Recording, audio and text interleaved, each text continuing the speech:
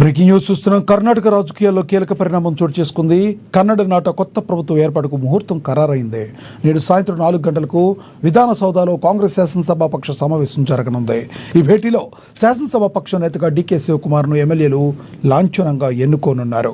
ఇప్పటికే ఢిల్లీలో కాంగ్రెస్ అగ్రనేతలతో సిద్ధరామయ్య, డీకే శివకుమార్ జరిపిన చర్చలు ఫలించడంతో కర్ణాటక తదుపరి ముఖ్యమంత్రిగా డీకే శివకుమార్ పేరు ఖరారైంది. కాగా సిద్ధరామయ్య తన ముఖ్యమంత్రి పదవికి రాజీనామా చేశారు. గవర్నర్ ఆయన రాజీనామాను ఆమోదించారు. ఇక జూన్ 1వ తేదీ సోమవారం నాడు కర్ణాటక నూతన ముఖ్యమంత్రిగా డీకే శివకుమార్ ప్రమాణ స్వీకారం చేయనున్నారు.